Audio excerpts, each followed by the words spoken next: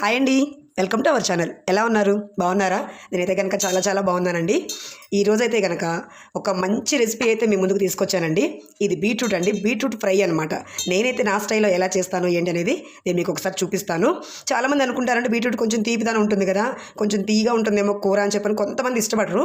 కానీ ఆ తీపిదనం అనేది కూడా లేకోకుండా చక్కగా ఎట్లా చేసుకోవాలండి అనేది నా స్టైల్లో నేను చూపిస్తానండి. ఒకసారి ఈ వీడియో మాత్రం ఎక్కడ కూడా స్కిప్ చేయకుండా ఫుల్గా చూడండి, ఓకేనా? చాలా అంటే చాలా ఈజీగా చేసేసుకోవచ్చు అనమాట. అదే మంచి టేస్ట్కరంగా కూడా చేసుకోవచ్చు, అంటే మంచి రుచిగా కూడా చేసుకోవచ్చు. చాలా ఈజీగా తొందరగా అయిపోతుంది, అలాగే టేస్ట్ కూడా చాలా చాలా బాగుంటుంది అనమాట. ఓకేనా? ఇది ఎలా చేయాలి అంటేనే నేను చూపిస్తానండి. ముందుగా అయితే ఈ బీట్రూట్ని శుభ్రంగా ఒకసారి వాటర్లో కొంచెం వాష్ చేసుకుని ఈ పైన ఈ ఈ తొక్క ఉంది చూసారా, ఇదంతా కూడా పీల్ చేసేసుకోవాలన్నమాట. చేసేసిన తర్వాత ఒకసారి నేను మీకు చూపిస్తాను. ఇదిగోనండి, నేనైతే కనుక చక్కగా శుభ్రంగా ఇలా అయితే చెక్కు తీసేసాను అనమాట. ఈ చెక్కు తీసేసిన తర్వాత ఒకసారి శుభ్రంగా నీళ్ళతో కడిగేసేసేయండి. ముక్కలు కట్ చేసాక మాత్రం బీట్రూట్ని దయచేసి కడగొద్దండి. ఇలాగా మనం అంతా చెక్కు అంతా తీసేసిన తర్వాత మాత్రమే ఒకసారి వాటర్తో చక్కగా క్లీన్ చేసేసుకోండి. ఇప్పుడు వీటిని చిన్న చిన్న ముక్కలుగా కట్ చేసుకోవాలన్నమాట. అవి కూడా నేను ఒకసారి కట్ చేసి మీకు చూపిస్తాను. ఇదిగోనండి, ఇందాక మీకు నేను చూపించాను కదా, ఇదిగోండి బీట్రూట్ని అయితే కనుక నేనైతే ఇలా చిన్న చిన్న ముక్కలుగా సన్నగా కట్ చేసుకున్నాను అనమాట. ఇలా కట్ చేసుకోవడం వల్ల ఏమవుతుంది, తొందరగా వేగుతుందండి. ఈ దుంప అనేది కొంచెం గట్టిగా ఉంటుంది కదా, తొందరగా మగ్గిపోతుంది అనమాట. అందుకని ఇలా చిన్న చిన్న ముక్కలుగా సన్నగా ఇట్లా కట్ చేసుకున్నాను. దాంతోపాటుగా ఇదిగోనండి, కనిపిస్తుంది కదా, ఒక చిన్న ఉల్లిపాయ అండి. చూసారా, గుప్పెడి ముక్కలు కూడా లేవన్నమాట. ఇది నేను ముక్కల ఫ్రై కాబట్టి ఉల్లిపాయ వేస్తున్నానండి. దీన్ని నేను తురిమి కూడా చేస్తానన్నమాట. తురుములోకి అయితే అస్సలు ఉల్లిపాయ అనేది వాడనండి. తురుముతో కూడా ఇదే ప్రాసెస్. కానీ దీనికి ఏంటంటే పచ్చిమిరకాయలు అయితే కంపల్సరీ అండి, తురుముకైనా సరే కానీ ముక్కల ఫ్రైకైనా సరే కానీ. ముక్కలకైతేనేమో ఉల్లిపాయ ముక్కలు వేసుకోండి. అదే మీరు తురిమి చేస్తున్నారనుకోండి, ఉల్లిపాయ అనేది అస్సలు వేయనక్కర్లేదు. అంటే వేస్తే ఏమైనా అవుతుందంటే ఏమీ కాదండి, వేయకుండా ఉంటే తురుముకి ఫ్రై చాలా బాగుంటుందన్నమాట. ఓకేనా? ఇప్పుడు ఈ ఫ్రైని నేను ఎట్లా చేస్తానంటే అనేది చూపిస్తాను, చూసేయండి. ఇదిగోనండి, నేనైతే కనుక కూర చేసుకోవడానికి గిన్నె అయితే రెడీగా పెట్టుకున్నాను. ఇప్పుడైతే స్టవ్ వెలిగించుకొని దీనికి కొంచెం అంత ఆయిల్ పడుతుందండి. ఇదిగోనండి, దీనికి కూరకి సరిపడా ఆయిల్ అనమాట. బీట్రూట్ ఫ్రై అంటే ఫ్రై అవ్వాలి కాబట్టి దుంప అనేది కొంచెం అంత ఆయిల్ పడుతుంది. ఇదిగోనండి, నేనైతే కనుక ఒక 3 స్పూన్ల ఆయిల్ అయితే వేస్తున్నానండి. ఇదిగోనండి, ఈ ఆయిల్ అయితే సరిపోతుంది. నేనైతే కనుక ఒక 1/2 కేజీ దుంపలు తీసుకున్నానండి. బీట్రూట్ దుంప అనేది ఒక 1/2 కేజీ తీసుకున్నాను అనమాట. దానికి ఇవి సరిపోతాయి. ఇదిగోనండి, ఆయిల్ అయితే వేడెక్కింది. ఇవైతే కనుక పోపు దినుసులండి. మీకు అందరికీ తెలుసు కదా, పచ్చిశనగపప్పు, ఆవాలు, జీలకర్ర, ఇవన్నీ అనమాట. రోజు మనం రెగ్యులర్గా వంటల్లో వేసుకుంటాం చూసారా, ఆ పోపు దినుసులు అనమాట. దాంతోపాటుగా ఇదిగోనండి ఎండుమిర్చి, 3 ఎండుమిర్చి అండి. ఎందుకంటే ఈ ఎండుమిర్చి ఫ్లేవర్ కూడా చాలా బాగుంటుందండి ఈ కర్రీకి అయితే. నేను చాలా వాటిల్లో ఇలా డీప్ ఫ్రై చేసేటప్పుడు తాలింపు గింజల్లో ఇట్లాంటి వెయ్యనండి, కానీ దీంట్లో మాత్రం వేస్తాను. చాలా బాగుంటాయి అన్నమాట, పప్పులవి వేగుతూ ఉంటే చాలా బాగుంటుంది. ఇదిగోనండి, నేనైతే కనుక కొంచెం అంతా పచ్చిశనగపప్పు కొంచెం ఎక్కువే వేసుకున్నానండి. ఎందుకు అంటే ఈ చక్కగా ఈ పప్పులు వేగిన తర్వాత మనం ఆ కర్రీ తినేటప్పుడు కొంచెం పంటి కింద తగులుతూ ఉంటే చాలా అంటే చాలా బాగుంటుంది అనమాట.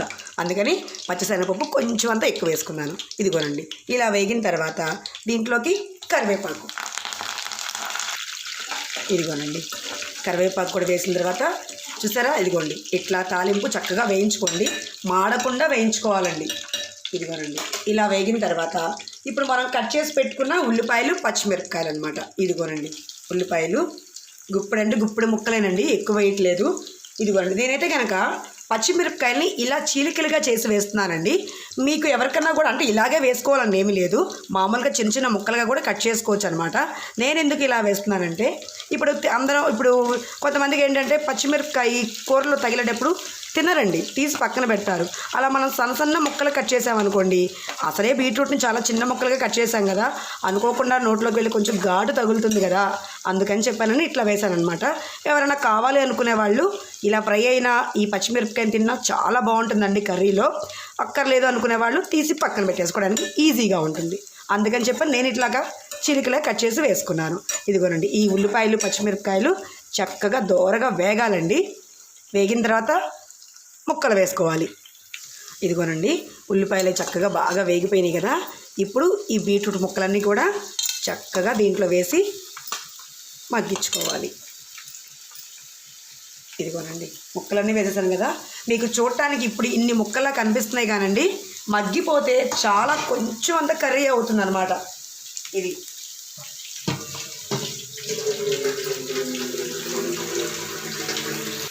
ఇదిగోనండి ఇలా వేసిన తర్వాత ఒకసారి చక్కగా ఇలా కలిపేసేసుకోండి.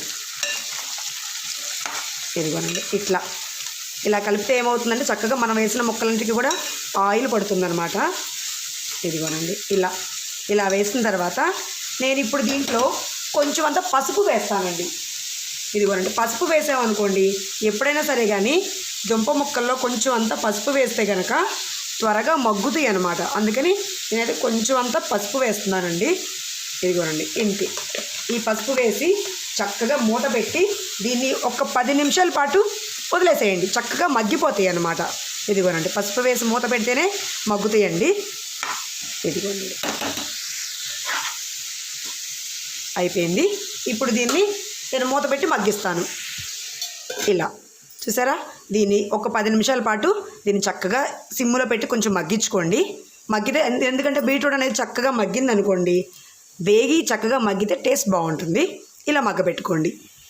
ఇదిగోనండి మూత పెట్టి ఒక 10 నిమిషాలు అయింది కదా, ఇదిగోనండి చూసారా చక్కగా మగ్గుతున్నాయి అన్నమాట. ఇదిగోనండి ఇలా ఒక్కసారి కలిపేసేసుకుని చక్కగా ఇట్లాగా దుంప కూడా చక్కగా మెత్తబడిందండి. ఇలాంటి టైంలో ఇప్పుడు దీంట్లోకి 1 స్పూను అల్లం వెల్లుల్లి పేస్ట్ అండి. బీట్రూట్ ఫ్రైకి అల్లం వెల్లుల్లి పేస్ట్ వేసుకుంటేనే చాలా బాగుంటుందన్నమాట. ఇదిగోనండి 1 స్పూన్ అనమాట, అంతేనండి. ఇంకా దీంట్లోకి తర్వాత నేను ఏమేమి వేస్తాను ఏంటి అనేది చూపిస్తాను. ఇదిగోనండి ఈ అల్లం పేస్ట్ వేసిన తర్వాత కూడా చక్కగా ఈ దుంపలన్నిటికీ పట్టేలాగా ఇలా కలపండి. ఇలా కలిపి ఒక 2 నిమిషాలు చక్కగా ఈ అల్లం పేస్ట్ అంతా వేగనివ్వాలండి ఆయిల్లో. ఒక మంచి అరోమా వస్తుందన్నమాట, అంటే ఒక మంచి స్మెల్ వస్తుందన్నమాట. అంటే అల్లం వెల్లుల్లి పేస్టు వేగింది అని కనుక్కోవడానికి మంచి స్మెల్ వస్తుందన్నమాట. అప్పటి వరకు ఇలా కొంచెం అంతా వేయించండి, మాడుకోకుండా కొంచెం అంతా స్టవ్ సిమ్లో పెట్టుకుని ఇలా వేయించుకోండి. ఇప్పుడు దీన్ని మూత పెట్టి ఒక 2 నిమిషాలు ఆగుతానండి. ఇదిగోనండి ఇలా మూత పెట్టి ఒక 2 నిమిషాలు మగ్గించుకుందాం. ఇదిగోనండి ఒక 2 నిమిషాలు అయింది కదా, ఇదిగోనండి చూసారా చక్కగా అల్లం వెల్లుల్లి పేస్ట్ కూడా చక్కగా వేగిపోయిందండి. అసలు ఇప్పటి వరకు నేను ఉప్పు కానీ కారం కానీ ఏమీ వేయలేదండి. ఉల్లిపాయలు పచ్చిమిరపకాయలు తాలింపు గింజలు వేగిన తర్వాత ఈ ముక్కలు వేసి ముక్కలు కూడా ఒక 5 నిమిషాలు మగ్గిన తర్వాత అల్లం పేస్ట్ వేసానమాట, పసుపు వేసానండి. దీంట్లో ఇప్పుడైతే ఉప్పు వేస్తున్నానండి. ముందుగా ఉప్పు వేసామనుకోండి ఇది దుంప కదండి, కొంచెం మగ్గడానికి చాలా టైం పడుతుందన్నమాట. అందుకని చెప్పానని నేను అప్పుడు వేయలేదు, ఇప్పుడు వేస్తున్నాను. ఇదైతే కనుక కళ్ళుప్పేనండి, మీకు ఎప్పుడు తెలుసు కదా, నేనైతే కనుక కళ్ళుప్పే వాడతాను. అది కూడా ఇట్లా కొంచెం ఎండలో పెట్టుకుని పొడిలా చేసుకుంటానండి. ఇలాంటి ఫ్రైలో వేసినప్పుడు కళ్ళుప్పు వేస్తే కరగదండి, అందుకని చెప్పని నేను ఇట్లా చేస్తానన్నమాట. ఇదిగోనండి ఉప్పు వేసిన తర్వాత ఒక్కసారి ఇలాగా ఉప్పు మాత్రం చూసుకుని వేసుకోండి. మీరు ఎంతైతే తినగలరు అనుకుంటారో అంతవరకు చూసుకుని వేసుకోండి, ఓకేనా. ఇదిగోనండి ఇలా కలిపాం కదా, ఇప్పుడు దీంట్లోనే కారం వేస్తాను. నేను కారం కూడా కొంచెం చూసి లైట్గానే వేస్తున్నానండి, ఎందుకంటే నేను ఆల్రెడీ అల్లం పేస్టు పచ్చిమిరపకాయలు ఎండుమిరపకాయలు ఇవన్నీ వేసాను కదా, అందుకని చూసుకుని వేసుకుంటున్నాను. ఇది చాలా చిన్న స్పూన్ అండి, ఆ స్పూన్తో స్పూన్ వేసి ఇదిగోనండి ఇంకొంచెం వేసాను అనమాట. ఎందుకంటే కొంచెం అంత తీపిదనం ఉంటుంది కాబట్టి కొద్దిగా ఘాటు తగిలితే బాగుంటుందని. ఇదిగోనండి ఇది కారం కూడా ఇలా వేసిన తర్వాత ఒక్కసారి ఇలా కలిపేసేసుకొని ఈ కారంలో ఉన్న పచ్చివాసన అంతా పోయేంత వరకు ఒక్క 2 నిమిషాలు అనమాట.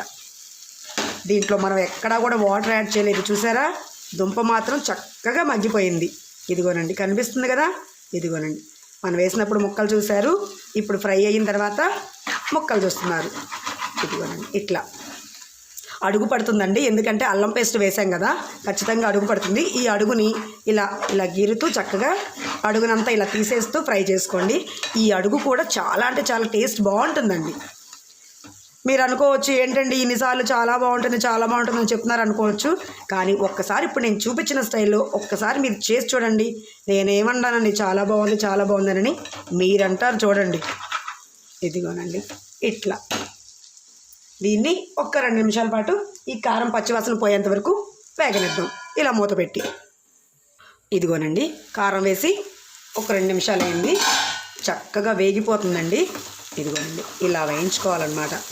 ఇలా ఒక్కసారి వేయించుకొని మీ ఇంట్లో వాళ్ళకి కానీ పిల్లలకు కానీ ఎవరికైనా పెట్టండి. బీట్రూట్ కర్రీ అంటేనే మళ్ళీ పరిగెత్తుకుంటూ వస్తారనమాట, అంత బాగుంటుంది.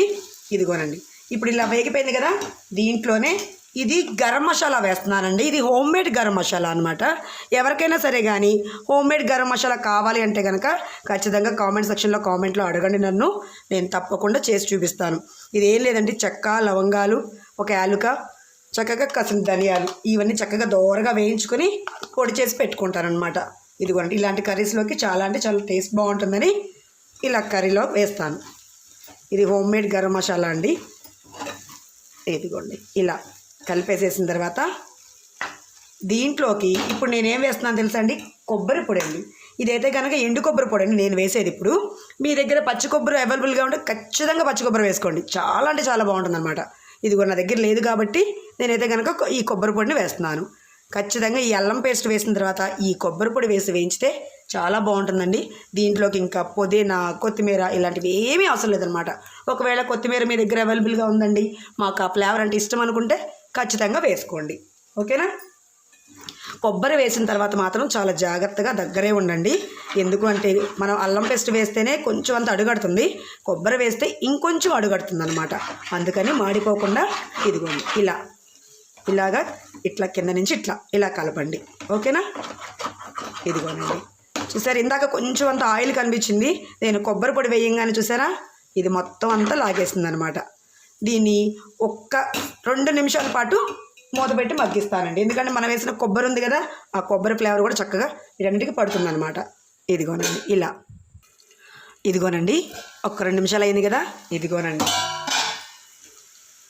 చూస్తున్నారు కదా, చక్కటి బీట్రూట్ ఫ్రై అయితే రెడీ అయిపోయిందండి. ఇదిగోనండి ఇలా అనమాట. చూసారా, నచ్చిందా? నేను చేసిన ఈ బీట్రూట్ ఫ్రై కనుక మీకు నచ్చినట్టయితే కనుక ప్లీజ్ అండి లైక్ చేసి మీ సపోర్ట్ నాకు అందించండి. ఓకేనా. కొత్త వాళ్ళు ఎవరైనా కనుక మన ఛానల్ని చూస్తూ ఉన్నట్టయితే కనుక ప్లీజ్ సబ్స్క్రైబ్ చేసుకుని చూడండి. ఎందుకంటే నేను పెట్టే ప్రతి వీడియో కూడా ఫస్ట్ నోటిఫికేషన్ మీకే వస్తుందన్నమాట. ఓకేనా. ఈ వీడియో ఇంకా బాగా నచ్చింది అనుకోండి, షేర్ కూడా చేయండి. ఓకేనా. మరి ఇంకొక వంటతో మళ్ళీ మీ ముందుకు వస్తానండి. ఓకేనా. దీన్నైతే కనుక ఇప్పుడు నేను సర్వింగ్ బౌల్లోకి తీసేసుకుంటాను. ఇంకా కర్రీ అయితే రెడీ అయిపోయిందండి. నేను స్టవ్ ఆపేసేసాను. చెప్పాను కదా మీకు, కొత్తిమీర కనుక ఉంటే వేసుకోండి. కొత్తిమీర వేయాలని మాత్రం మస్ట్ అండ్ షుడ్ అయితే మాత్రం కాదు. ఓకేనా. ఇలా చక్కగా ఇది ఒక్క రైస్లోకే కాదండి, చపాతీ కానీ, పుల్కా కానీ, లేదంటే కనుక మనం దోశ అంటాం కదా, దోశల్లో కానీ చాలా అంటే చాలా బాగుంటుంది. ఒక్కసారి ట్రై చేయండి. ఓకేనా. ట్రై చేసి ఎలా వచ్చింది ఏంటి అనేది కామెంట్ సెక్షన్లో తప్పకుండా కామెంట్ చేయండి. ఓకేనా. ఇప్పుడైతే సర్వింగ్ బౌల్లోకి తీసేసుకుంటానండి. ఇదిగోనండి చూసారు కదా, చాలా ఈజీగా సింపుల్గా ఎక్కువ హడావిడి లేకోకుండా చాలా తక్కువ టైంలో బీట్రూట్ ఫ్రై, అది కూడా రుచికరమైన బీట్రూట్ ఫ్రై రెడీ అన్నమాట. చూసారా. ఇదిగోనండి తప్పకుండా ఒక్కసారి అయితే ట్రై చేయండి. ఓకేనా. మళ్ళీ ఇంకొక కొత్త వీడియోతో మీ ముందుకు వస్తానండి. బాయ్ అండి.